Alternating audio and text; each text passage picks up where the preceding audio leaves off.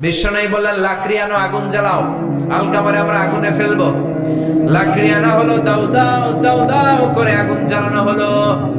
সব সাহাবীরা ধরাধরি করে আলকামারে আগুনে ফেলবে। ইন দ্য মিন টাইম আলকামার মা এসে বিশ্বনবীর পা ধরে বলে, ও নবী, আমার কলিজার টুকরারে আগুনে ফেলবেন না। বিশ্বনবী বললেন, লাউ কাতা'তা জিলদাক, তোমার চামড়াগুলো কেটে কেটে রোদে শুকিয়ে যদি মায়ের দুইটা পায়ের জুতা বানায় দাও, এক ঢোক দুধ যে খেয়েছো সেটার সৌদ আদায় হবে না, ঠিক কি না? মায়ের এক ধারে দুধের দাম, কাটিয়া গায়ের চাম, বাপস বানাইলেও ঋণের শোধ হবে না। এমন দরদি হবে কেউ হবে না আমার মা গো, ঠিক কি না? 10 মাস 10 দিন কষ্ট দিলাম। আল্লাহ বললেন, খবরদার, তিন কারণে মায়ের মর্যাদা বেশি। আবার বিশ্ব নবীও বললেন, বাবার চেয়ে মায়ের মর্যাদা বেশি। এক হাদিসে বললেন 3 গুণ, আর এক হাদিসে বললেন 4 গুণ। সাহাবী বললেন, কার সাথে ভালো আচরণ করব? বিশ্বনবী বললেন, উম্মুক, তোমার মায়ের সাথে।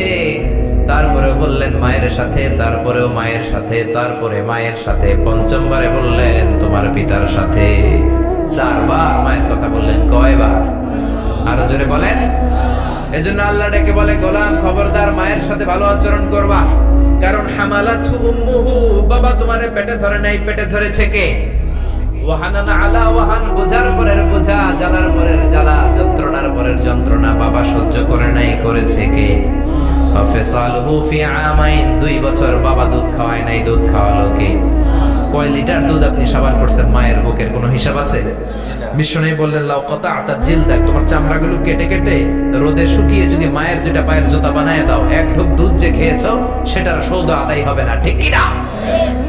মায়ের এক ধারে দুধের দাম, কাটিয়া গায়ের চাম, বাপস বানাইলেও ঋণের শোধ হবে না।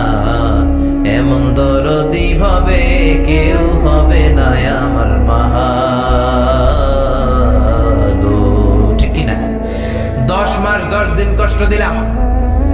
একটা মা তার বাচ্চাকে জমিনে আনতে যে, জমিনের আলো দেখাতে যে কত কষ্ট করে, শুনেন।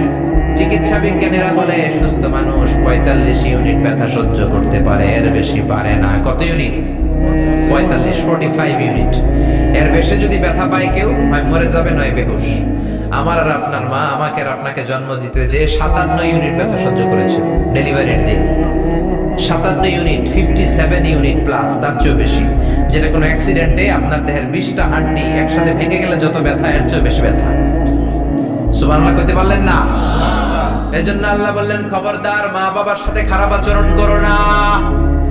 মা বাবার সাথে খারাপ আচরণ করলে যত বড় আল্লাহর ওলি হও, কাজ হবে না। বিশ্বনবীর এক সাহাবী নাম হলো আলকামা। কি নাম? মৃত্যুর আগে দিয়ে আলকামার মুখ দিয়ে কালেমা বের হয় না। সবাই মিলে আলকামারে বলে, ও আলকামা, কালেমা, কালেমা পড়ো। আলকামার সামনে সবাই পড়ে লা ইলাহা ইল্লাল্লাহ, কিন্তু আলকামার মুখ দিয়ে বের হয় না। 3 দিন বিছানায় পড়া। কয়দিন? বিশ্বনবী বলেছেন, লাকিনু মাউতাকুম লা ইলাহা ইল্লাল্লাহ, তোমরা তোমাদের মুমূর্ষু রোগীদের সামনে লা ইলাহা পড়ো। দাদা মরে যায়, চাচা মরে যায়, মুমূর্ষু বিছানায় পড়া, কাছে কানের সামনে যে পড়তে আরম্ভ করবেন, লা ইলাহা ইল্লাল্লাহ, লা ইলাহা ইল্লাল্লাহ মুহাম্মাদুর রাসূলুল্লাহ। শুধু কালেমা যে পড়বেন, লা ইলাহা ইল্লাল্লাহ পড়বেন, আবার জোর করবেন না, চাচা পড়েন, পড়েন, চাচা কালেমা পড়েন, কালেমা পড়েন, আপনি মরে যেতেছেন, পড়েন, এগুলো বলবেন না।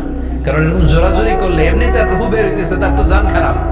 সে যদি রাগের মাথায় কয় না পড়ুন না, তাহলে ঝামেলা আছে না নাই? শুধু কানের সামনে যে মোলায়েম কণ্ঠে পড়তে আরম্ভ করবেন, লা ইলাহা ইল্লাল্লাহ, লা ইলাহা ইল্লাল্লাহ, তাতেই সে বুঝে যাবে, ঠিক কি না? বিশ্বনবীর সাহাবা আলকামার মুখ দিয়ে কালেমা বের হয় না। সুহাইবকে পাঠালেন, বেলালকে পাঠালেন, 2 জন যে আলকামার কানের সামনে কালেমা পড়ে, কিন্তু কালেমা বের হয় না। বিশ্বনবী আলকামার বউরে ডেকে পাঠালেন, ও আলকামার বউ, আলকামা কেমন ছিল?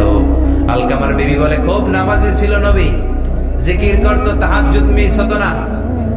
আলকামার বাবা মা 2 জনের কেউ বেঁচে আছে নাকি? আছে, মা আছে।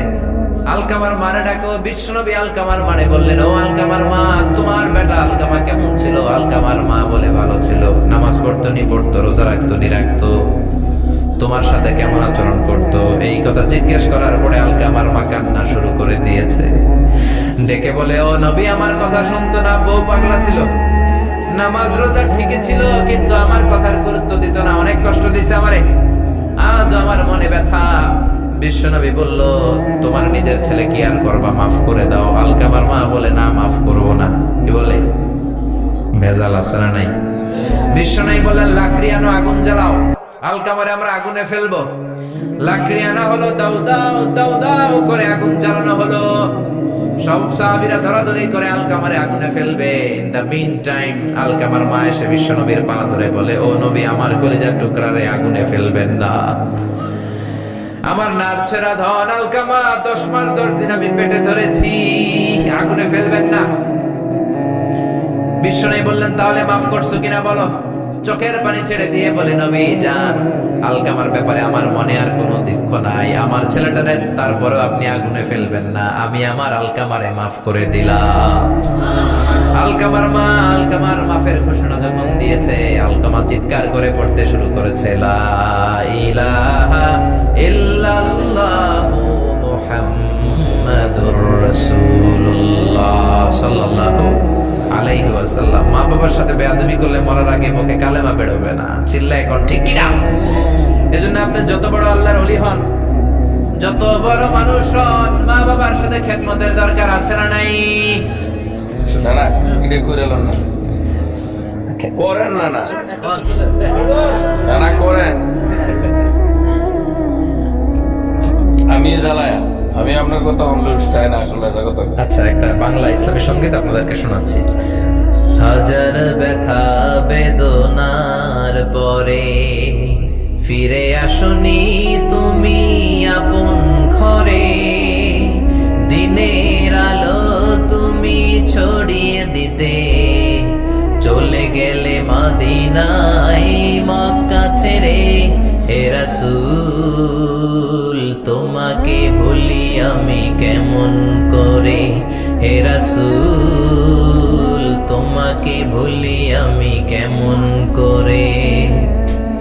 খেয়ে না খেয়ে দিন প্রচারের কাজে নিজেকে দিয়েছ বিলিয়ে, তাইফের কাফিরেরা চিনল না সে আলো, দুষ্ট ছেলেদের পিছু দিল লেলিয়ে, পাথরের আঘাতে ক্ষত বিক্ষত হয়ে সারা শরীর থেকে রক্ত ঝরে।